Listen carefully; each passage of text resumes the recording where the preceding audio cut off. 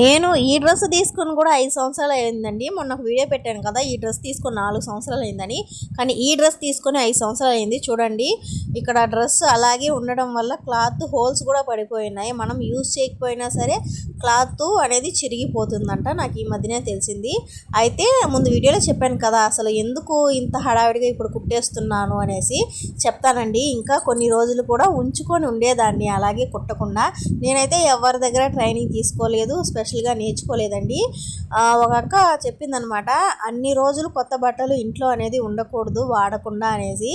ఎందుకు ఏంటి అంటే, అలా వాడకుండా ఉంటే గొడవలు అనేవి వస్తూ ఉంటాయి అని చెప్పింది. ఇంకా ఇమీడియట్గా చెప్పిన మాట ప్రకారం యూట్యూబ్లో సెర్చ్ చేసి ఎలా చుడిదార్ మనం కట్ చేసి కుట్టాలి అని చెప్పి చూశాను. సింపుల్గానే అనిపించింది. సింపుల్ కష్టమో మనం కట్ చేసేద్దాం ఫస్ట్ అని చెప్పి కట్ చేశాను. అయితే బాగానే వచ్చింది. ఆ టాప్ బాగా వచ్చిందని ఈ డ్రెస్ని కూడా కట్ చేసేసానండి. ఇది టాపు ప్యాంటు షాల్ అనమాట. టాపు ఒక 3 హోల్స్ పడ్డాయి. ఇంకా దాన్ని సపరేట్గా కట్ చేసేసి ఇంకా టాప్ అయితే కుట్టాను.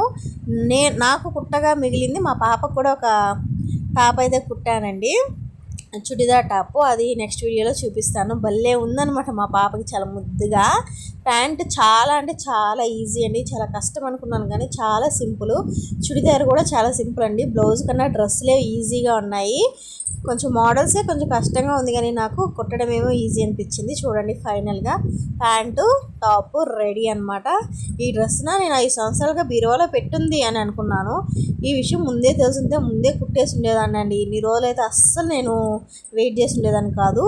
నాకు కొలతలు సరిగా కుదరక నేను కుట్టుకోలేదు అంతే. ఇప్పుడైతే ఏదో కొలత పెట్టేసి కుట్టేశాను అనమాట. ఎలా ఉంది ఫ్రెండ్స్? నచ్చితే లైక్ చేయండి, కామెంట్ చేయండి, సబ్స్క్రైబ్ చేసుకోండి. బాయ్.